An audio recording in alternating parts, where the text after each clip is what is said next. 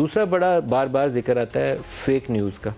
मैं आपको कुछ इकॉनमी के अदाद-ओ-शुमार सामने रखने लगा हूँ, क्योंकि हमारी हुकूमत का एक बड़ा दिल है, पॉजिटिव रिपोर्टिंग होनी चाहिए, जो अच्छी अच्छी खबरें हैं वो बताई जानी चाहिए।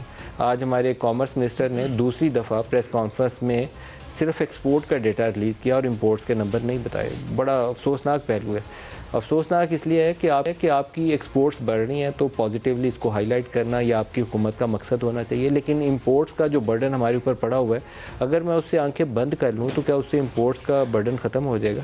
अगर जो कंज्यूमर प्राइस इंडेक्स उसमें जो अफरात ज़र में इजाफा है वो नंबर वेबसाइट से हटा दूँ पाकिस्तान ब्यूरो ऑफ स्टैटिस्टिक्स से, तो क्या उससे महंगाई में कमी आ जाएगी? अगर तो ये नंबर हटाने से या गायब करने से ग्राउंड रियलिटीज़ चेंज हो सकती हैं, तो फिर ये काम करना चाहिए।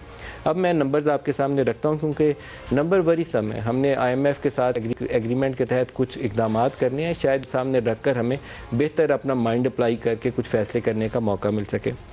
हुकूमत ने ऐलान किया है कि 2.903 अरब डॉलर की बरामदात हुई नवंबर के महीने में, जो लार्जेस्ट एवर एक्सपोर्ट का नंबर है ड्यूरिंग द मंथ ऑफ नवंबर। बहुत बड़ा इजाफा है, वेरी वेल डन। अभी इसकी डिटेल्स नहीं है, और एक अंदाज़ा ये है कि जो इंटरनेशनल मार्केट में कमोडिटी प्राइस का इम्पैक्ट आ रहा है, ये हायर वैल्यूज़ की वजह से। ये चीज़ पहले 10 रुपये की थी, अब यही चीज़ जो है 15 रुपये की बिक रही है, तो हमें हायर वैल्यूज़ मिली हैं, जिसकी वजह से हमारे नंबर्स बढ़ गए हैं। तो शाबाश, बहुत अच्छा है। फिर भी 2.903 बिलियन डॉलर मिला। नवंबर के महीने में दरामदाद कितनी है? मिनिस्टर साहब ने कहा डेटा कंपाइल हो रहा है, अभी जारी करेंगे। ये दूसरी दफ़ा ये काम कर चुके हैं, विच इज़ अनफॉर्चुनेट। ये ट्रांसपेरेंसी के असूलों के ख़िलाफ़ है। आप उस चीज़ को कंसील कर रहे हैं एक दिन के लिए कि पहले सिर्फ बरामदाद की खबर रिपोर्ट हो, दूसरी खबर रिपोर्ट ना हो। जो इम्पोर्ट्स का नंबर है वो है 7.759 बिलियन डॉलर्स, 7.75, पौने 8 अरब dollars during the month of November. तजारती खसारा कितना बनता है नवंबर के महीने में?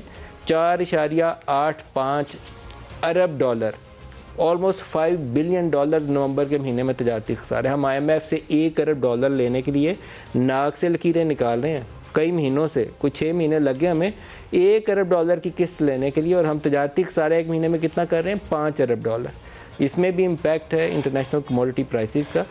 ऑलमोस्ट $1 बिलियन इजाफी हमें सर्व करने पड़े हैं अपनी पेट्रोलियम मसनूआत को इंपोर्ट करने के लिए, और इसी तरीके से वैक्सीन जो कोरोना की लग रही है उसकी इंपोर्ट्स के ऊपर भी ऑलमोस्ट $1 बिलियन स्पेंड हुआ है।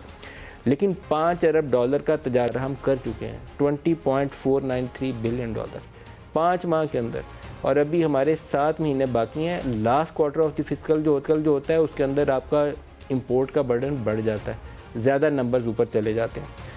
32.85 अरब डॉलर की इंपोर्ट्स हम कर चुके हैं।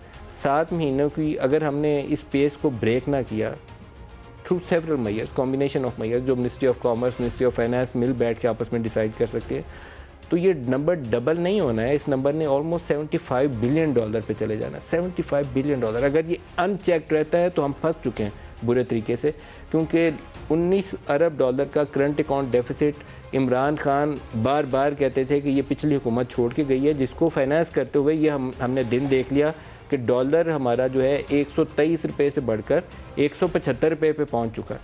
एक्सपोर्ट्स के अंदर अभी उसका इम्पैक्ट नहीं आया, 123 से 175 पे पहुंच चुका है।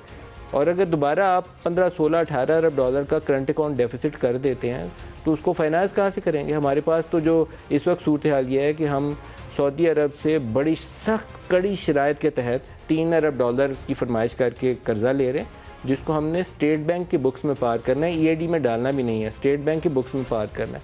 1.2 बिलियन डॉलर की ऑयल फैसिलिटी ले रहे हैं, डिफर्ड पेमेंट बाद में उनकी अदायगी करेंगे, उसके ऊपर भी हमने इंटरेस्ट पे करना है, वो EAD की बुक्स में कर्जे वाले खाते में डालना है।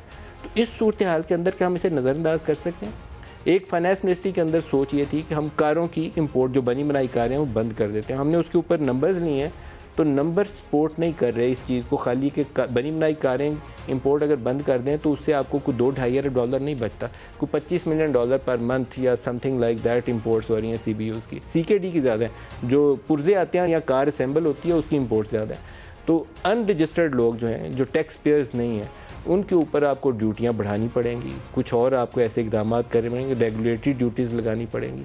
एक बहुत बड़ा रियल स्टेट सेक्टर है जिसके अंदर ब्लैक मनी ढेरों ढेर पार्क हो रही है, आपको उसको चेक करना पड़ेगा। इस तरह के इकदाम करने पड़ेंगे जिससे वो एरिया जहाँ पर ब्लैक मनी जा रही है, पार्क हो रही है और वो नॉन प्रोडक्टिव एसेट्स में बदल रही है, उसकी बजाय वो प्रोडक्टिव एरियाज़ के अंदर है। तो ये प्रोग्राम के इब्तदाइये के अंदर ये चीज़ें बतानी ज़रूरी थी, क्योंकि इकॉनमी हम एक ऐसे सीज़न से गुजर रहे हैं जहाँ 11.5% आपकी इन्फ्लेशन पहले हो चुकी है, और ये जो कुछ होने जा रहा है उससे भी अफरात-ए-ज़र में और इजाफा होना है। एक्सचेंज रेट पे प्रेशर आएगा, नए टैक्सेस इंट्रोड्यूस होंगे, और साथ ही जो ट्रेड डेफिसिट 20 अरब डॉलर से ज़ायद हम 5 माह में कर चुके हैं, इसकी फाइनेंसिंग का भी इशू आएगा। तो ये सारी चीज़ें मिल मिलाकर हमें कोई बहुत अच्छी एक पिक्चर नहीं देती कि इकॉनमी के 2-3 महीने के अंदर अंदर पाकिस्तान में काया पलट जाएगी, वो ऐसा कुछ नज़र नहीं आ रहा है।